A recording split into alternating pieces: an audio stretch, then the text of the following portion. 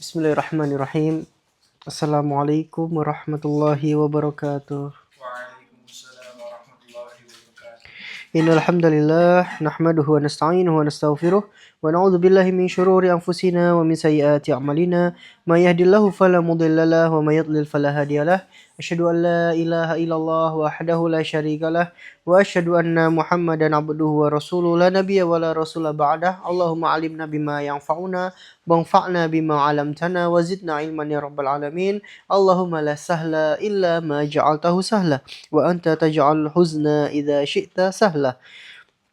Amma ba'd, fa inna asdaqal hadis kalamullah wa khairal huda huda nabiyina Muhammadin sallallahu alaihi wasallam wa syarrul umur muhdatsatuha fa inna kulla muhdatsatin bid'ah wa kulla bid'atin dhalalah wa kulla dhalalatin finnar. A'adzani Allahu wa iyyakum minan nar. Alhamdulillah segala puji milik Allah Subhanahu wa taala yang telah mempertemukan, yang telah mengumpulkan kita kembali, yang telah memberikan kepada kita nikmat, rahmat, taufik dan hidayahnya hingga kita bisa sama-sama bertolabul ilm, kita berkumpul di majelis yang insyaallah kita harapkan keberkahan dari Allah Subhanahu wa taala. Semoga apa yang kita dapatkan dari majelis ini berbuah amalan, menjadikan bekal bagi kita membangun rumah tangga, membangun pengetahuan kita di dalam fikih kita, di dalam pengetahuan keilmuan kita berumah tangga. Semoga Allah berikan keberkahan dengan ilmu yang kita pelajari. Amin ya rabbal alamin. Kemudian salawat serta salam senantiasa kita berikan, kita sampaikan kepada Nabi penutup para nabi. Beliaulah Muhammad bin Abdullah sallallahu alaihi wasallam. Semoga kita bisa kelak bersama-sama berkumpul di telaga beliau sallallahu alaihi wasallam dan kita bisa bersama-sama membersamai beliau di surga Firdaus Al-A'la. Amin ya rabbal alamin.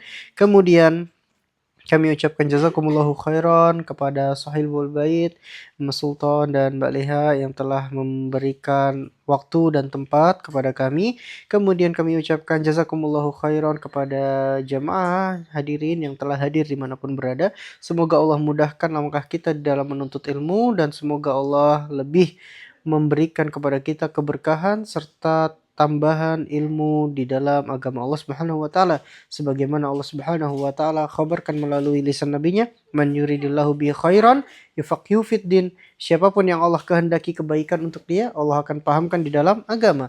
Maka dengan kita belajar ilmu agama itu adalah bukti bahwasanya Allah menginginkan kepada kita kebaikan. Kemarin kita telah membahas tentang rukun dari nikah. Rukun dari nikah ada berapa? Ada 3. Yang pertama, adanya 2 mempelai yang tidak terhalang oleh penghalang. Seperti dia di dalam masa iddah atau dalam perkara-perkara yang lainnya. Kemudian yang kedua, adanya ijab dan adanya qabul. Ijab dari si wali wanita atau yang menggantikan, serta adanya qabul dari mempelai pria. Kemudian kita akan masuk kepada syarat. Syarat nikah itu bertambah 1 aja. Ya, jadi kalau kemarin 3 berarti nambah 1 jadi 4. Syartun untuk nikah ya, walahu syurutun arba'ah. Dan untuk nikah itu ada 4 syarat. Ahaduha, yang pertama adalah ta'yinuz zaujain. Harus mengetahui ya, atau saling mengetahui antara 2 mempelai. Ya. Jadi kalau misalnya dia punya 2 anak, anaknya namanya sama, namanya Zainab dan Zainab, maka harus ada ta'yin atau pembeda atau penjelas antara sepasang mempelai. Lihat, li'annal maqsuda fin nikah at-ta'yin, dikarenakan maksud di dalam nikah itu adalah apa? Kejelasan. Fala yasihu bidunihi, maka tidak akan sah yang namanya pernikahan tanpa adanya kejelasan. Ya, contoh seperti ada yang mengatakan kazawajtuka binti walahu ghairuha hatta yumayyizaha. Contoh ada seorang ayah yang dia punya beberapa anak. Terus dia mengatakan kepada seorang pria, saya nikahkan engkau dengan anakku. Padahal anaknya ada beberapa. Maka walaupun dia mengatakan saya terima, ini tidak terakad. Kenapa? Karena belum jelas yang mana yang dinikahkan sampai ada penjelas. Ya. Wa kadza law qol, begitu juga kalau misalnya dia mengatakan zawajtuha ibnaka walahu bunun. Ya. Jadi saya apa? Menikahkan dia ya kepada anakmu. Ya, saya menikahkan, jadi dia punya anak satu. Tapi dia mengatakan saya nikahkan anak saya dengan anakmu, padahal yang mempelai dari laki-laki itu ya ayahnya itu punya beberapa anak. Dari dia punya si laki-laki punya beberapa saudara, maka tidak terakad sampai jelas. Fa in asyarol waliyu ila zaujah au sammaha bismiha aw wasafaha bima tatamayyazu bih katawilah awil kabirah sahhan nikah lihusulit tamyiz. Nah ini lihat, seandainya diberikan isyarat dengan penunjukan. Contoh ya, dia punya anak perempuan banyak. Tiba-tiba dia ngomong, saya nikahkan kamu dengan anak perempuan saya. Tiba-tiba anak perempuannya datang, dia tunjuk, ini yang ini. Nah, itu berarti sudah terhasilkan ta'yin. Jadi, ta'yin tidak perlu harus menyebutkan nama seperti Fulanah binti Fulan, ya, atau Fulan ibn Fulan, enggak.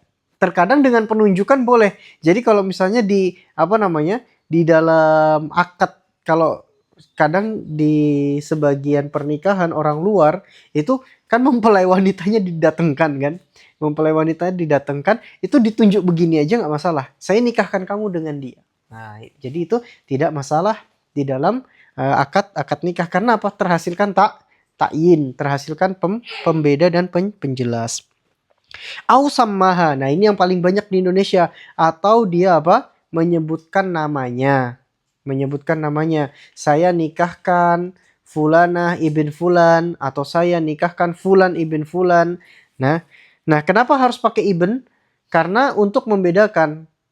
Ya, siapa tahu nama Abdullah itu banyak sekali, maka disebutkan nama ayahnya. Kalau memang namanya cuma satu, ya, seperti ya nama-nama yang khusus, kan ada beberapa orang yang namanya nggak ada nama selain dia.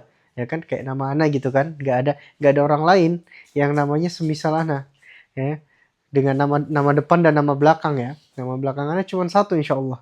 Nah jadi menggunakan nama belakang Ana pun nggak masalah.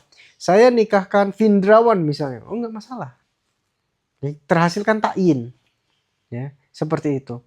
Begitu juga kalau misalnya ada orang yang namanya cuma ada satu di Indonesia, ya, siapa namanya satu? Contoh siapa ya? Oh ya, dulu ada seorang penjual dekat pondok kami, itu namanya Amania. Kalau dalam bahasa Arab artinya angan-angan. Dia kurang baik sebenarnya. Cuman ala kulihal, seandainya cuman dia yang punya nama itu di Indonesia, dikatakan saya nikahkan kamu dengan Amania tanpa menyebutkan orang tuanya pun tetap sah. Paham? Jadi intinya terhasilkan ta'yin, terhasilkan penjelas dan pembeda antara yang mau dinikahkan. Kalau memang namanya banyak baru disebutkan nama ayahnya. Kalau nama ayahnya ternyata nama sultan itu ternyata ada 10.000 orang. Nama ayahnya Abdullah misalnya itu ada 50 orang. Ya harus disebutkan sampai nama kakeknya. Ya, gitu. Jadi Sultan ibn Fulan ibn Fulan. Nah, itu harus disebutkan agar terhasilkan ta'yin, ya. Tapi biasanya dengan nama ayah itu penjelas. Itu yang kedua. Jadi menyebutkan dengan namanya, dan ini yang paling banyak di Indonesia. Aw wasofaha bima tamayyazu, atau dia memberikan sifat yang membedakan. Contoh ya, saya nikahkan engkau dengan anakku. Nah, anaknya dua-duanya namanya Zainab. Dia sebutkan Zainab yang tinggi, atau Zainab yang lebih tua, atau Zainab anak pertama. Nah, seperti itu. Dia menyebutkan sifat yang membedakan dengan yang lainnya. Kalau anaknya pendek semua, ya, dia cari sifat yang membedakan. Ya, contoh yang satu rambutnya panjang, yang satu rambutnya pendek. Ya dia sebutkan aja Zainab yang berambut panjang. Nah, jadi seperti itu, atau Zainab yang apapun yang bisa menjadi pembeda. Apapun yang bisa menjadi pembeda. Di sini dicontohkan katawilah seperti menyebutkan oh dia menikahkan dengan fulanah yang tinggi gitu ya. Atau dia sebutkan dengan kabiroh yang apa? Yang lebih tua. Ya, jadi namanya anaknya sama Zainab dan Zainab yang lebih tua. Jadi yang muda nggak masuk. Sohan nikah.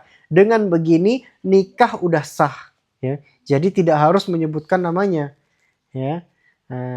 Jadi tidak usah menyebutkan nama, tidak menyebutkan orang tua selama terhasilkan ta'in. Ya. Lihusulit tamyiz karena sudah terhasilkan pembeda antara yang mau menikah. Au qala zawajtuka binti walahu bintun wahidah. Nah, atau gini, walinya menyebutkan saya nikahkan engkau dengan anakku dan dia cuma punya satu anak. Cukup. Paham? Nah, jadi cukup. La aksaro yang mana anaknya cuma satu tidak lebih. Soha nikahnya sudah sah. Li adamil ilbas walau sammaha bi ghairi ismiha. Nah, ini yang lebih keren ya. Walaupun si bapak itu menyebutkan dengan nama orang lain tapi anaknya cuma satu dan sudah diketahui, maka cukup. Cukup. Jadi apa? Jadi seandainya gini, dia punya anak cuma satu. Kemudian anak ini namanya Zainab. Kok dia menyebutkan saya nikahkan kamu dengan Hindun. Anakku Hindun gitu. Padahal nama anaknya ini Zainab. Ya, nggak masalah, tetap sah. Kenapa? Karena anaknya cuma satu. Kecuali anaknya dua atau lebih. Ya, yang satu namanya ini, namanya itu, maka tidak sah. Jadi kalau dia cuma punya anak satu, saya nikahkan kamu dengan anak saya, anaknya cuma satu. Ya, anaknya cuma satu. Terus habis itu walaupun namanya berbeda-beda, nah jadi perlu diperhatikan. Ini perlu diperhatikan karena apa? Terkadang kan kita lihat film-film tuh, ya mereka kayak main apa? Nikah-nikahan gitu kan. Saya nikahkan ini dengan bin ini. Ya, hati-hati kalau terhasilkan ta'yin, nikahnya udah sah itu. Ya, jadi kadang kalau kita melihat film-film mereka bikin apa? Nikah-nikahan gitu kan. Ada yang jadi penghulunya, ada yang jadi mempelai laki-laki, mempelai wanita. Kalau terhasilkan ta'yin, ya kan? Kemudian apa? Walinya ridho, ya udah selesai gitu. Paham? Makanya berhati-hati antara film-film. Kalau kita lihat dulu, ini film-film ini mereka main nikah-nikahan padahal ingat ada 3 perkara yang apa?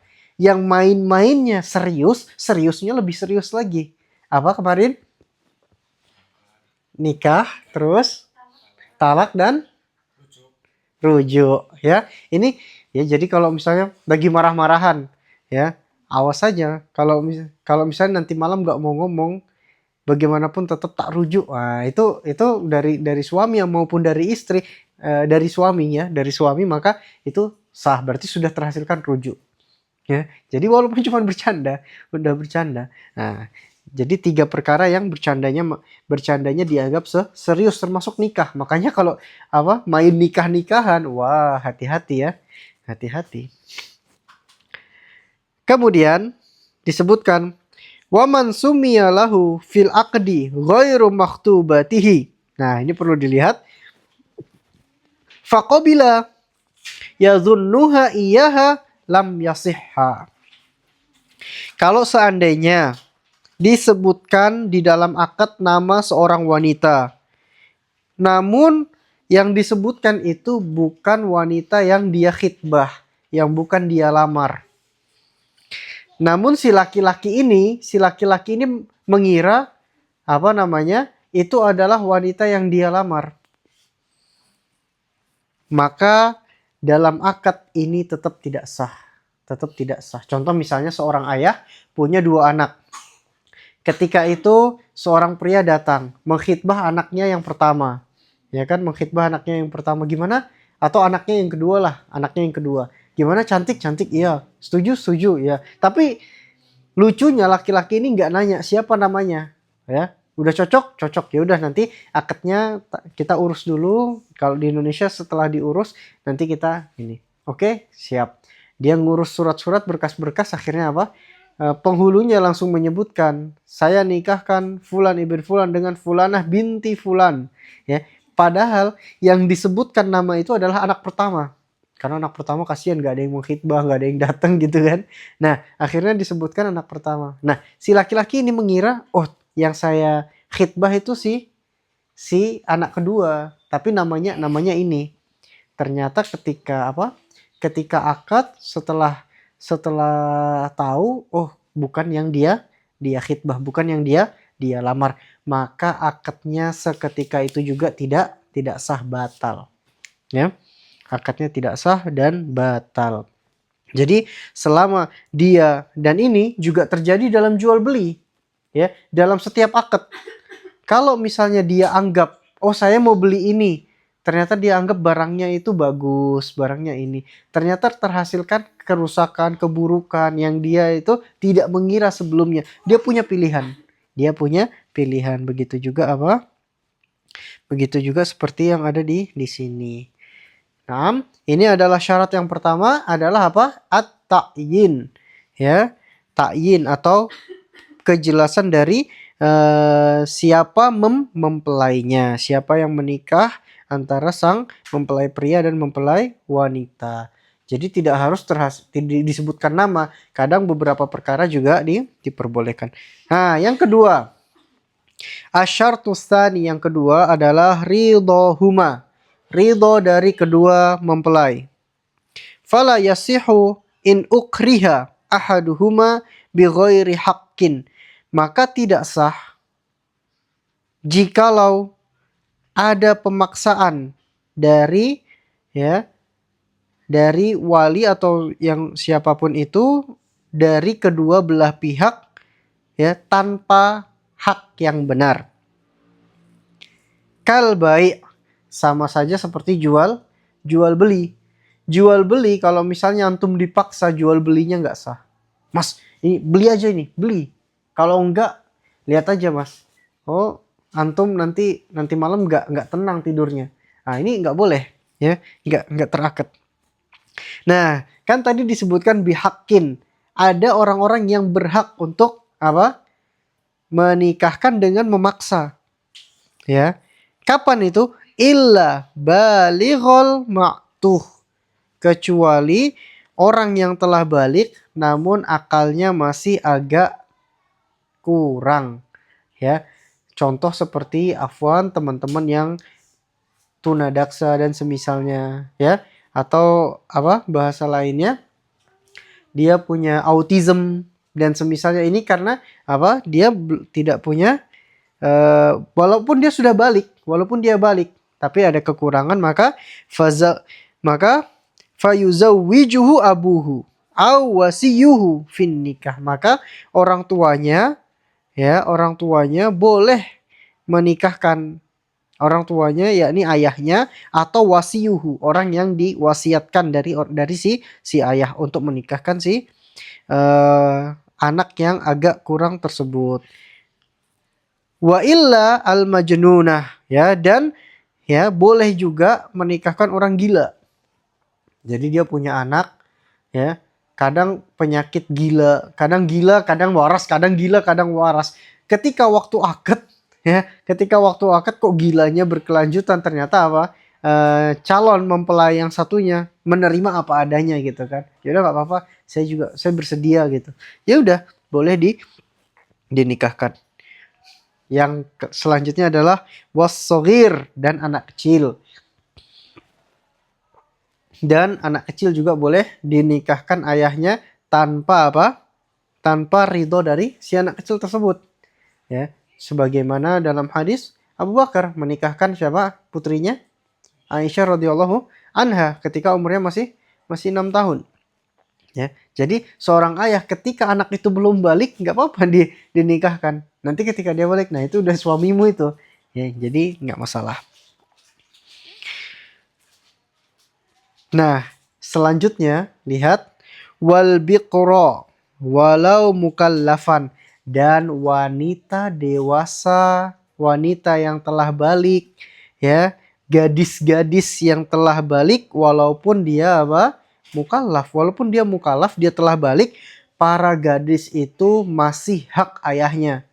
Jadi kalau misalnya ada aku dipaksa ayah menikah, tapi akadnya tetap sah, ya. Jadi ayah memaksa anak gadis yang menikah nggak masalah. Kenapa? Disebutkan karena hukum asal si ayah itu adalah yang paling sayang dengan anak wanitanya. Jadi kalau misalnya anak-anak perempuan, coba lihat aja. Biasanya dia dekatnya sama ibu atau sama bapak. Kecenderungannya sama bapak.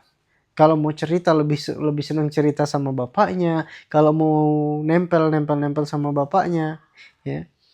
Nah, jadi seperti itu. Makanya ayah itu dia punya kasih sayang yang lebih, ya, kepada anak wanitanya. Kalau ibu biasanya deketnya sama anak laki-laki. Ya. Makanya wajar kalau anak laki-laki nggak terlalu deket sama ayahnya, itu wajar. Tapi kalau anak perempuan, ya, tidak deket sama ayahnya, itu antum harus pertanyakan diri antum, apa yang antum lakukan gitu loh. Apakah kurang ada waktu atau semisalnya, ya. Karena memang anak wanita itu harus dekat dengan ayahnya agar tidak diambil orang lain dulu. Ya, jadikan ayah itu kekasih pertama dari sang anak wanita, ya. Masya Allah. Lihat, la sayyiba, tidak untuk janda. Jadi janda itu tidak boleh dipaksa menikah oleh ayahnya. Misalnya sang ayah punya anak, ya. Sang ayah ini punya anak. Anaknya sudah tidak gadis lagi, sudah janda. Maka dia tidak boleh menikahkan si anak tersebut. Tidak boleh menikahkan si anak tersebut. Waalaikumsalam warahmatullahi wabarakatuh. Tapi kalau dia masih gadis boleh. Ya, nah, jadi seperti itu.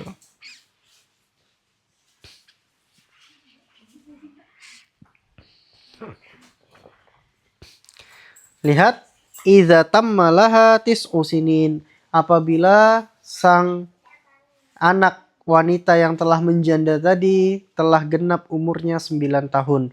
Kenapa? Karena 9 tahun dia sudah bisa mikir. Anak 9 tahun itu sudah punya pembedaan. Oh, yang ini baik, oh yang ini buruk. Jadi makanya ketika umur 7 tahun itu udah mulai disuruh misahkan tidur. Jadi nanti kalau punya anak umur 7 tahun itu sudah harus punya kamar sendiri. Ya, harus sudah punya kamar sendiri. Begitu juga umur 9 tahun itu dia udah bisa membedakan, oh ini ganteng, oh ini, ya, apalagi anak-anak sekarang, Masya Allah, kemarin beritanya anak-anak 9 tahun sekarang SD pun sudah banyak yang akil balik, Masya Allah, ya. Nah, jadi itulah hikmah dari, dan di sini perlu diketahui terkadang seorang wanita itu berpikir bahwasanya saya akan menunggu ada yang datang, ya, terutama di adat Indonesia. Padahal wanita itu punya pilihan, boleh dia memilih. Tapi jangan sorry gitu loh. Jangan langsung deket-deket, Mas, ayo nikah, enggak. Kasih kode, Mas, aku menginginkanmu, ya. Tolong datangi orang tua, ya, atau dilampirkan dengan, karena kenapa? Nggak masalah, karena sebagaimana laki-laki punya pilihan, sebenarnya wanita juga boleh memilih.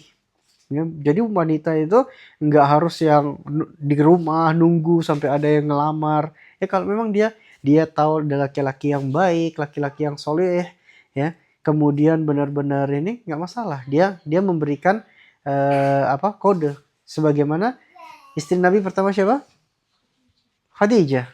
Apa yang melamar duluan siapa?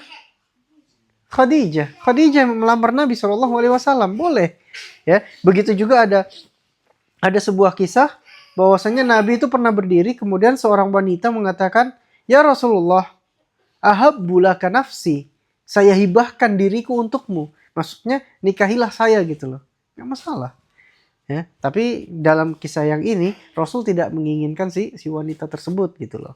Nah, jadi intinya adalah sang wanita sebenarnya juga punya pilihan. Jadi kalau antum sudah merasa sudah merasa kok ada ikhwan yang cocok gitu, ya, yang Masya Allah, ya sudah, ya. Siapa yang bisa menjadi perantara langsung boleh.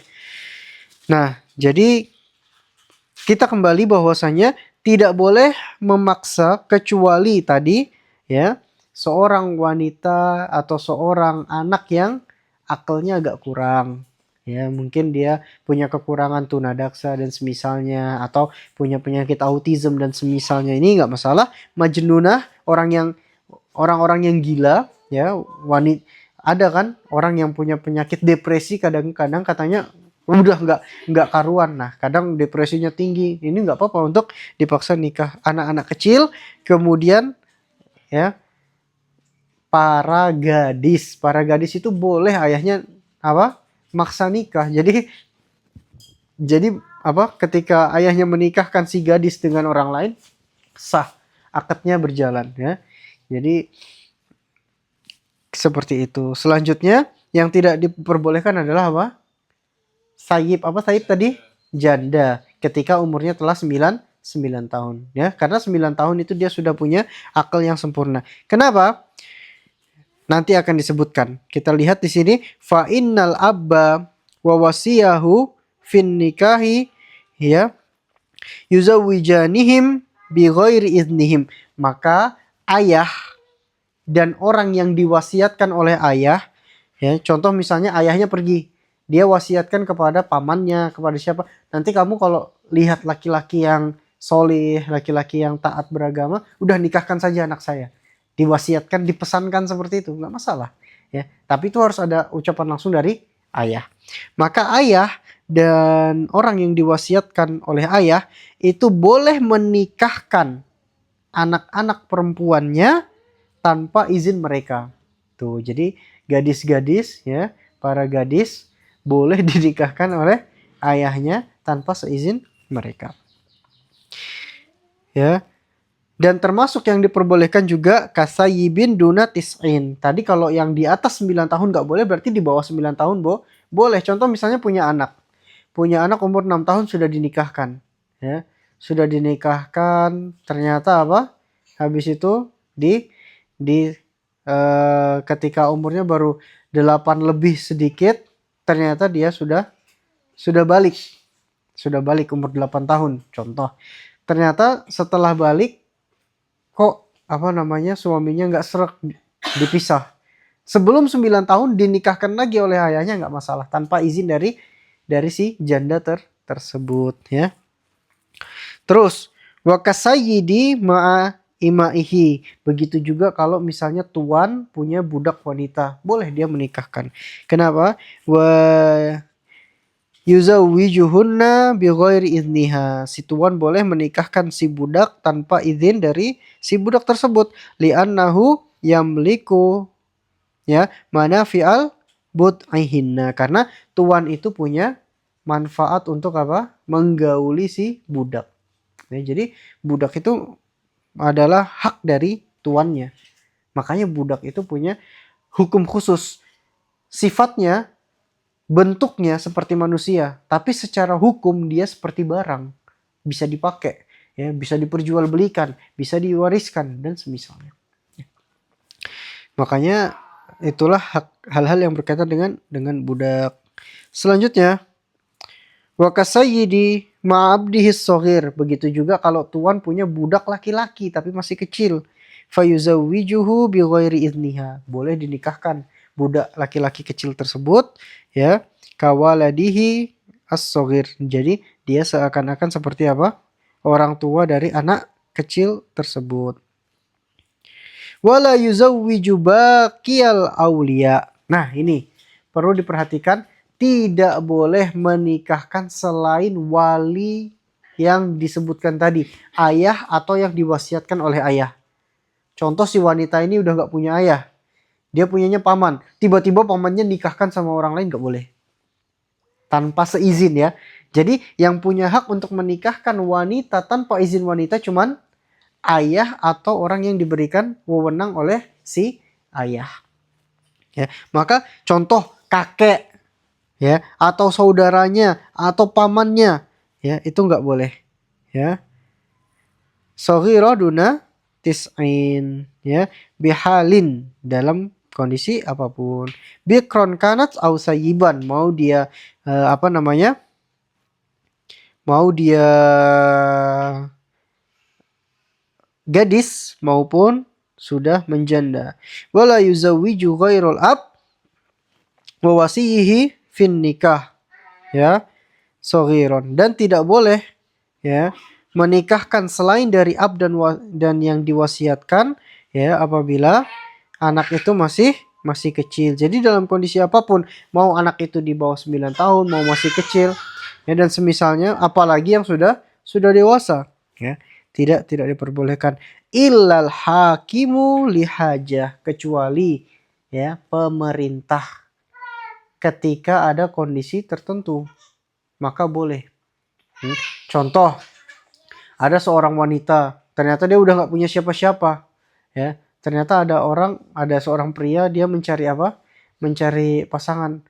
Terus sama hakim, dah, yang di sana aja nikahin wanita ini kriterianya, ini tempat tinggalnya di sini. Dah, kami nikahkan engkau. Nah, kalau gitu baru diperbolehkan karena memang ada kebutuhan, ya. Kalau enggak, siapa yang mau merawat wanita tersebut, gitu kan, ya. Nah, wala yuzawwiju ghairul ab wasihi fihi, ya, kabiroh akilah, ya, dan tidak boleh menikahkan dalam kondisi apa? Memaksa, dalam kondisi harus, selain dari ayah dan yang diwasiatkan, ya, wanita dewasa yang berakal, yang sudah berakal. Jadi kalau misalnya pamannya tiba-tiba mau nikahkan, atau kakeknya, bahkan kakeknya pun nggak boleh. Yang boleh cuman satu orang, ayah, atau yang menggantikan posisi ayah, yakni orang yang diwasiatkan si ayah, ya. Bikron au sayyiban, mau dia gadis maupun dia janda. Wala binta tis'i, dan tidak boleh menikahkan wanita yang sudah di atas 9 tahun selain dari ayahnya, ya, dengan kondisi si wanita tersebut tidak ridho, ya, tidak ridho. Illa biiznihima, kecuali sudah dimintai izin. Jadi kalau selain daripada ayah, harus minta izin dulu, ya. Mbak, ini ada yang datang, ada yang mau ngelamar, ada yang mau nikahin, siap atau enggak? Siap. Ya udah, kalau gitu boleh. Tapi kalau dia tiba-tiba ada yang datang, diiyain aja, selain dari ayahnya, enggak boleh. Li hadis Abi Hurairah radhiyallahu an marfu'an, tusta'marul yatimah fi nafsiha, fa in sakatat fahuwa idnuha, wa in abat lam tukrahu, ya, dimintai apa? Perizinan, ya, orang-orang yang berada di bawah tanggungannya. Apabila dia diam, maka itu berarti izinnya. Jadi kalau ada yang izin, kemarin lamaran gitu kan, mau nggak sama ini, ternyata si wanita tuh diem aja, nah itu berarti setuju, ya. Berlaku nggak ketika nikah, ya, lihat kebiasaan.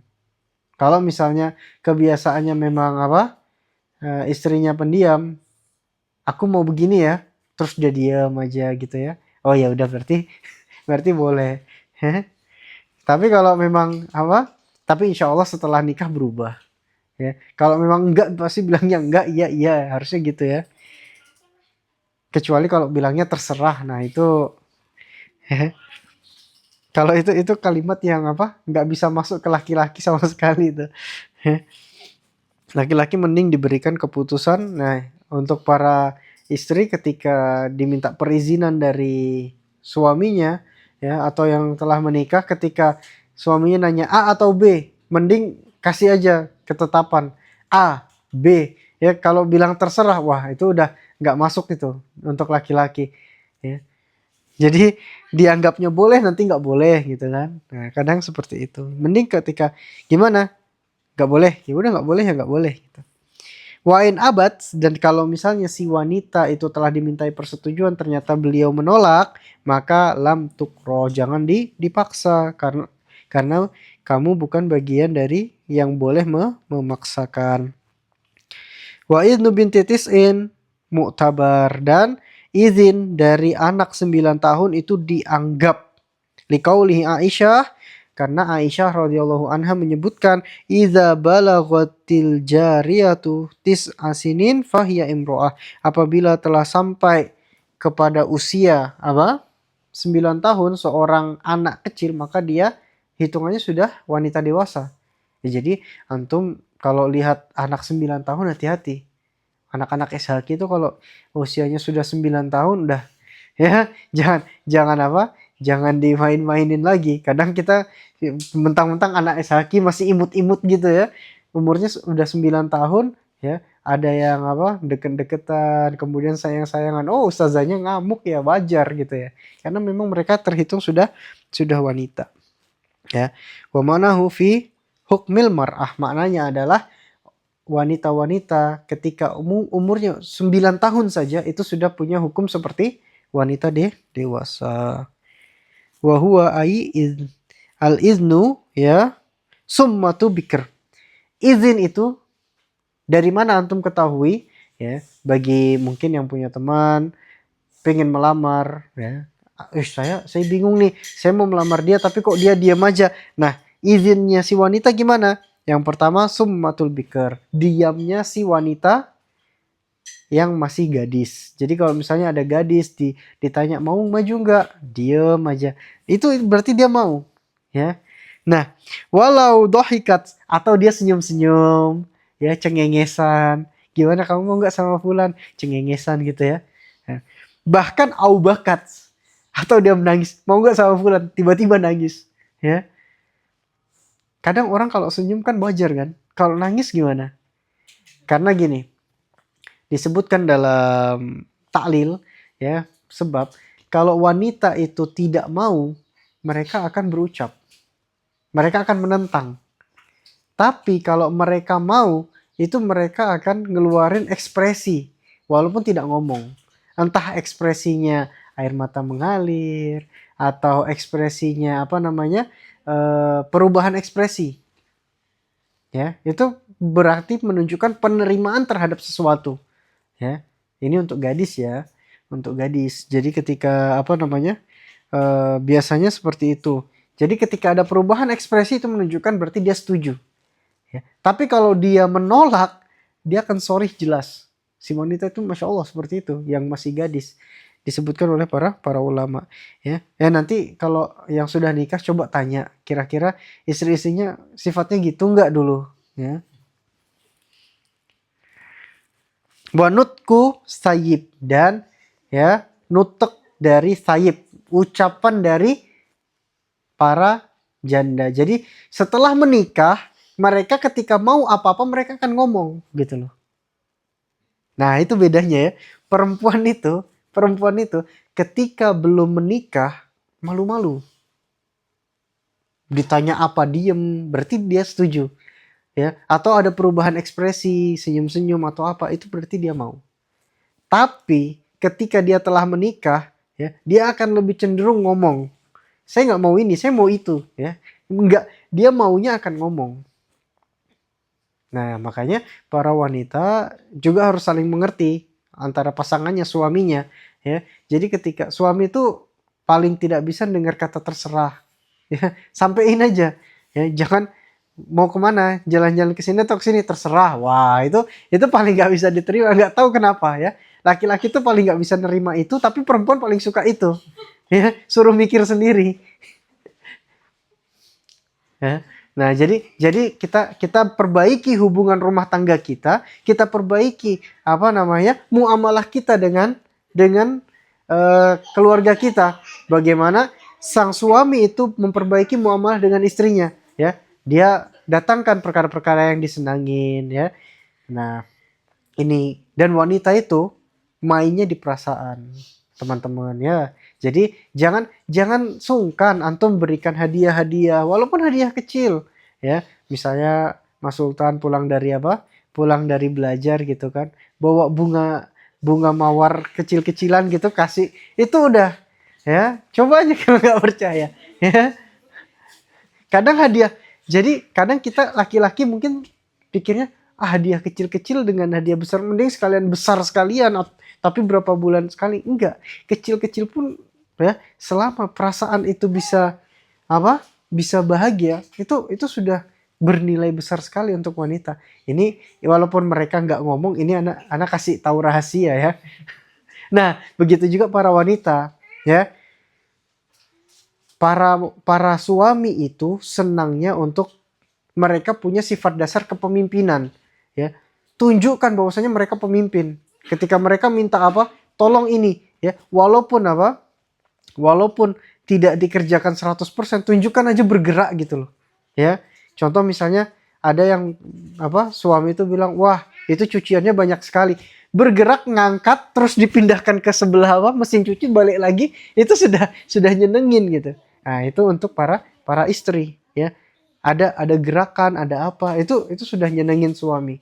Dan itu akan menjadikan anti-anti itu punya nilai plus banget gitu loh. Wow, ya. Nah, kemudian sesuatu bahwasanya hati-hati teman-teman yang ihwan ya, perempuan itu sensitif telinganya. Ya kadang kita merasa ngomong biasa-biasa aja, tapi sensitif bagi mereka, wah itu udah bahaya.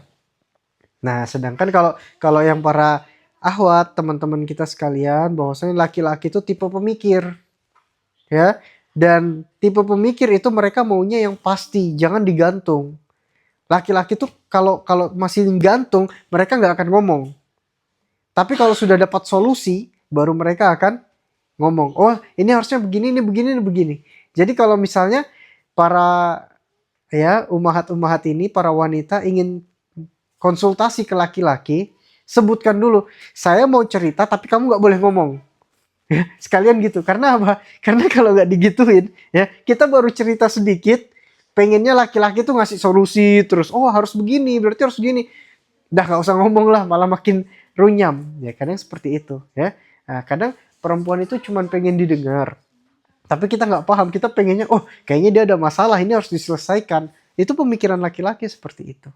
Nah, jadi harus saling mengerti dan saling jalan. Nah, terus perempuan ketika ditanya mau ini apa itu, ya, mending anti memberikan pilihan yang di luar itu, misalnya mau makan sate apa mau makan bakso, enggak, saya sukanya mie ayam, mending gitu daripada terserah nanti tiba-tiba ya tiba-tiba diajak nggak cocok dan semisalnya ya. Jadi ya ini adalah ciri khasnya wanita ketika sudah menikah, mereka akan lebih cenderung ngomong sebenarnya. Lebih cenderung ngomong. Nah, cuman kita juga harus mengerti, kadang beberapa omongan wanita itu nggak pengen diberikan solusi. Cuman ya sudah jadi sifat dasar laki-laki. Setiap diaduin harus ada solusi terus gitu ya. Walaupun kadang bikin runyam. Wallahu ta'ala alam, kita lanjutkan sedikit ya. Yang namanya Sayyib itu ada yang menyebutkan yang namanya janda itu adalah wanita yang telah diakad, yang telah menikah. Di luar daripada, kalau dia belum menikah maka tidak dikatakan janda. Ada yang mengatakan enggak, janda itu terhasilkan walaupun dia tidak nikah. Yang penting dia pernah digaulin oleh orang di bagian depan. Maka di sini disebutkan oleh beliau yang rojih adalah as-sayyib biwat'in fil qubul, pernah digauli walau dari depan ya, dari depan.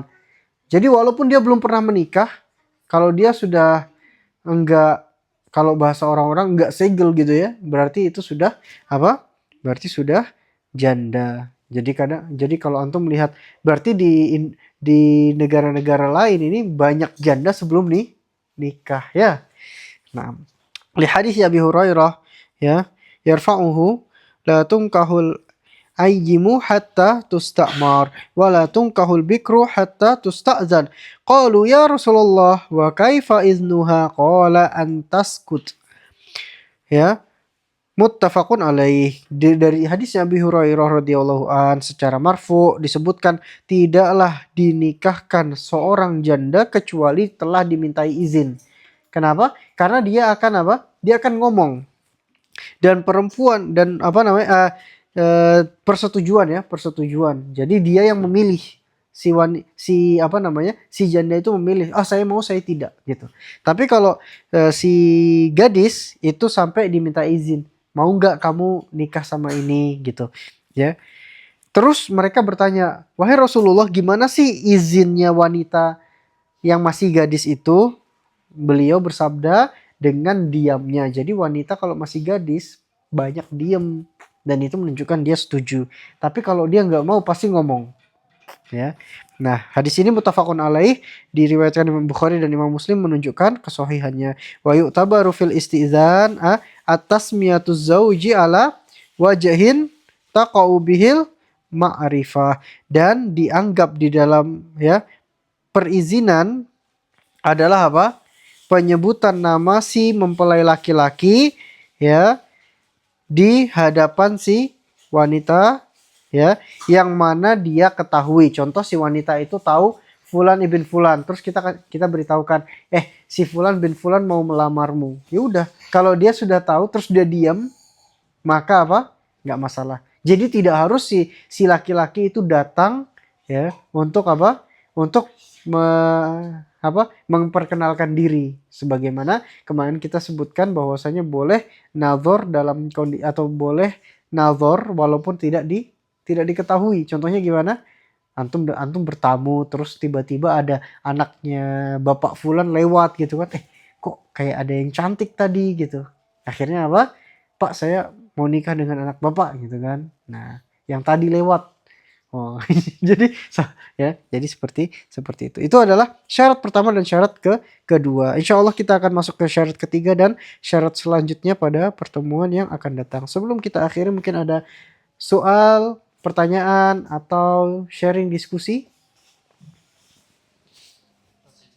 Dulu waktu sama penghulu itu pas daftar di KUA disuruh latihan gitu. Nah itu sah nggak akadnya? Latihan. Ya latihan akad gitu, ijab kabul. Latihan dulu.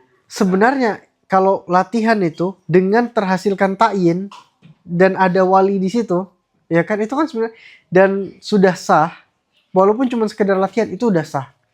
Iya. Jadi walaupun latihan, ya, ayo latihan dulu Mas. Saya nikahkan antum bulan, terus ada bapaknya, udah ada saksinya kan. Nanti bapak habis itu gimana? Sah? Sah. Itu udah sebenarnya udah sah, udah cukup. Iya. Ya? Walaupun maharnya nggak disebutkan, ya. Yang penting apa? Sebenarnya mahar itu kan sudah menjadi kesepakatan antara si mempelai laki-laki dengan si mempelai wanita. Jadi sekedar gini, saya nikahkan Mas dengan Fulana, ya sudah terhasilkan ta'yin ini, ya udah, ya. Tapi yang penting ada maharnya, ya kan? Walaupun maharnya nggak di situ, memang, tapi sudah ada maharnya, udah disiapkan kan. Nah, jadi apa? Proses latihan itu juga sebenarnya udah sah, ya. Jadi nggak, jadi nggak ini, nggak apa? Nggak harus yang acara besar ternyata latihan juga udah bisa sah. Bahkan lebih parah kalau latihannya ya sama fulanah yang lain gitu kan. Saya nikahkan fulanah dengan ini, ternyata ya, nah itu kemudian sah. Wah, intinya mahar itu sebenarnya nggak harus disebut, tapi yang penting sudah ada. Karena mahar itu kapan diberikan? Kemarin kita sudah belajar mahar kapan diberikan? Ketika sang mempelai laki-laki ya mendatangi sekedar buka pintu. Jadi misalnya di kamar sekedar buka pintu ngelihat, itu wanita sudah dapat setengah mahar. Ya. Nah, ya kan? Jadi wanita itu Masya Allah loh. Cuman dilihat aja udah dapat setengah mahar. Ya. Nah, itu mahar. Yang penting sudah ada, walaupun nggak disebut nggak masalah, ya. Nah, jadi seperti itu. Jadi hati-hati nanti kalau misalnya disuruh latihan lagi ya. Antum sudah nikah ternyata, Mas coba latihan dulu sini. Waduh, ya. Kenapa? Latihan sama bapaknya dulu. Mikirnya, ya ini disuruh penghulu terus nggak ada saksi gitu. Saksinya cuma satu gitu. Itu udah nggak ada saksi. Nggak ada saksi. Saksinya kan penghulu di situ. Itu sudah cukup itu. Nggak ada saksi itu hitungannya saksi. Iya. Ya kan? Ya jadi hati-hati ya. Itu berarti udah. Nah, jadi ayahnya sama ayahnya misalnya praktek sama ayahnya. Penghulu di situ udah terhitung saksi itu bukan yang harus tanda tangan. Enggak, itu cuma seperti pengikat aja. Yang penting ada satu orang menyaksikan, itu sudah terhitung saksi. Ya, nantilah kita akan bahas di permasalahan apakah saksi itu masuk ke dalam perkara yang harus ada atau enggak. Ya. Apakah dia masuk ke rukun? Rukun kemarin enggak masuk. Apakah dia masuk ke syarat? Hah? Kalau dia masuk ke syarat berarti dia harus ada. Nah, saksinya berapa? Apakah 1 cukup, 2 atau 3 atau 4 ya? Nah, kalau memang enggak ada berarti tanpa saksi pun sah. Ya, nah jadi seperti itu. Makanya ya, berarti gimana berarti Mas? Nikahnya udah dari lama. Ya, Allah taala alam bisawab.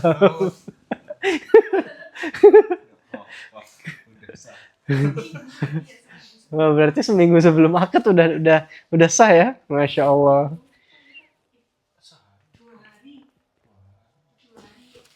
Nah jadi makanya itulah pentingnya kita ya, Masya Allah ya. Ternyata ada yang sudah menikah sebelum akad nikah ya, Masya Allah. Ya, barakallahu fiik. Ada lagi sharing diskusi tanya jawab? Nggak ada?